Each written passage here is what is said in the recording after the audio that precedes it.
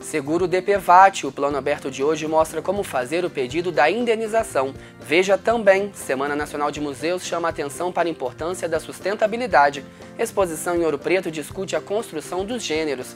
E hoje é sexta-feira, dia da nossa agenda cultural.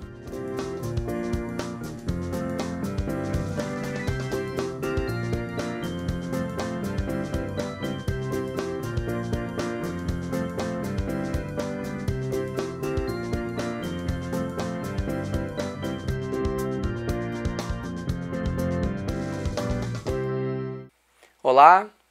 Você que tem carro com certeza conhece o DPVAT, o seguro obrigatório pago pelos proprietários de veículos para indenizar vítimas de acidentes de trânsito, seja motoristas, passageiros ou pedestres. De acordo com a seguradora Líder DPVAT, responsável pela gestão do seguro, mais de 340.500 indenizações foram pagas no primeiro semestre do ano passado, 14% a mais se comparado com o mesmo período de 2013. Entre os indenizados, cerca de 580 mil foram vítimas de acidentes com motocicletas. A nossa equipe entrevistou um especialista que fala sobre os procedimentos necessários para receber a indenização. O DPVAT é um seguro obrigatório para veículos e dá direito a 3 diferentes tipos de cobertura aos envolvidos em acidentes de trânsito. E para falar mais sobre o assunto, eu entrevisto agora a professora de Direito da UFOP, Renata Maia. Professora, primeiramente, quem tem direito ao seguro? Toda e qualquer vítima de acidente de trânsito, seja passageiro do veículo, seja o condutor do veículo, seja o pedestre envolvido no acidente de trânsito. Toda e qualquer vítima de acidente de trânsito tem direito à cobertura por danos pessoais.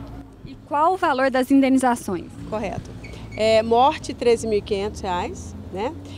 Acidente que provoca invalidez permanente ou não, até R$ 13.500 e as despesas médicas até R$ 2.700. E professora, qual o prazo para fazer o pedido? Até 3 anos a contar do acidente de trânsito, né? Ou seja, do fato. E a solicitação do seguro é gratuita e como o beneficiário deve fazer o pedido? Sim, é gratuito e deve ser feito nas agências dos Correios ou naquelas cidades onde não tiver, verificar o posto de atendimento.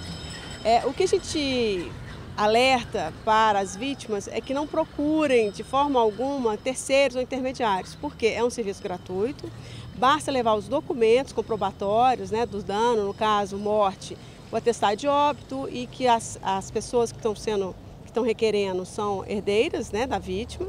No caso da invalidez, a própria vítima é a que deve procurar, evitar então atravessadores, procuradores, de forma geral. E levar também um laudo do Instituto Médico Legal comprovando a sua invalidez. E no caso das despesas médicas, aí o cuidado maior é que as despesas todas, né, dos medicamentos devem constar no nome da vítima, para evitar que seja negado o direito ao recebimento dos medicamentos, né, que são um ressarcimento por esses danos. E professora, ainda há muitos casos de golpes relacionados a este seguro? Sim, há muitos casos de golpes, inclusive por conta das procurações que são passadas, pessoas que nem sempre, né, estão agindo de boa fé. Inclusive, né, até golpes maiores, exercidos até por médicos e muitas das vezes até por boletins de ocorrência falsos. Então é bom evitar qualquer tipo de intermediário ou atravessador nesse sentido. Professora, muito obrigada pela entrevista. Obrigada a você. E as agências dos Correios recebem gratuitamente pedidos de indenização do seguro. Mais informações no site da seguradora dpvatseguro.trânsito.com.br ou pelo telefone 0800 022 1204. Criar um espaço de discussão com a comunidade sobre gêneros, corpos e inclusão social no mundo contemporâneo é o objetivo de uma exposição organizada pela professora Gabriela de Lima Gomes, da UFOP, e pela empresa Júnior do Departamento de Museologia. A exposição Entre Elques conta com obras dos artistas Domingos Mazzilli, Lucas Ávila e Rodrigo Mogis, de Belo Horizonte. Na mostra é possível encontrar fotografias, bordados e objetos interativos que dialogam com as várias possibilidades de construção dos gêneros. As obras ficam expostas do dia 18 de maio ao dia 21 de junho na Galeria de Arte do GLTA, o Grêmio Literário Tristão de Ataíde, que fica na Rua Paraná, no centro de Ouro Preto. A entrada é gratuita e o horário para visitas é de segunda a sexta, das 9 da manhã ao meio-dia e das 2 às 6 da tarde. Aos sábados, a exposição fica aberta somente na parte da manhã. Confira as atrações culturais do fim de semana na região. A exposição Uma Conversa, do fotógrafo Alexandre Martins, foi prorrogada até domingo. A mostra revela a relação entre os moradores e a paisagem urbana de Ouro Preto. A visitação é gratuita e acontece de 9 da manhã às 7 da noite, na Galeria SESI Ouro Preto. O Sagarana Café Teatro recebe no sábado a banda Acácia. O grupo vai interpretar clássicos do samba e da MPB, além de canções autorais. Os ingressos vão custar R$ 5,00 até a meia-noite. E neste fim de semana acontece em Mariana e Ouro Preto a 9ª Mostra de Teatro de Bonecos. A programação é gratuita e inclui intervenções artísticas, exibições de filmes e apresentações teatrais. A programação completa da mostra e outras atrações culturais você encontra em nosso blog. É só acessar tvufop.blogspot.com.br.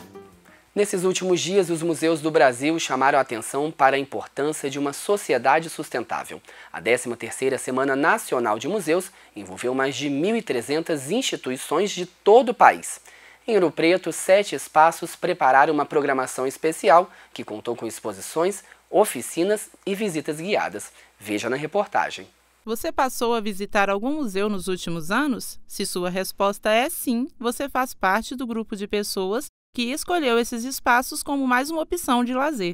Segundo o Instituto de Pesquisa Econômica Aplicada, o IPEA, entre 2010 e 2013, o número de pessoas que frequentam museus e centros culturais aqui no país aumentou em 60%. Mas o Ministério da Cultura ainda quer mais, e a Semana Nacional de Museus está aí para incentivar a visita da população a esses locais. Ao longo do tempo, a população de Ouro Preto ela vem se acostumando, se apossando dos museus de forma geral, com as ações coordenadas que os museus de Ouro Preto vêm realizando, através do sistema de museus. Nessa Semana de Museus, a gente tem um aumento muito grande do público, justamente porque a gente vai oferecer oficinas, palestras e exposições. Então, o público se interessa muito por isso e participa realmente das nossas atividades. O Silvio é de São Paulo. É a primeira vez que ele vem a Ouro Preto e acabou de visitar o Museu da Escola de Minas. Esse museu aqui está me trazendo um monte de informações que eu nunca tinha a possibilidade nem de imaginar se eu não tivesse aqui presente. Então, acho bastante importante. Acostumados a ajudar os turistas que vêm à cidade, hoje foi a vez deles, dos guardas municipais de Ouro Preto, a apreciarem a arte e a história guardadas nos museus. É a primeira vez que a guarda e que eu venho aqui participar do Museu da Escola de Farmácia. A gente participou do circuito de museus há uns 2 anos aproximadamente, na primeira etapa do processo. Tudo isso ajuda a Guarda Civil a entender o processo de formação cultural da cidade de Ouro Preto. Centros que preservam memórias e promovem educação e cidadania. Os museus permitem aos visitantes ter um contato íntimo com a história, muitas vezes próxima da nossa realidade e ao mesmo tempo tão distante.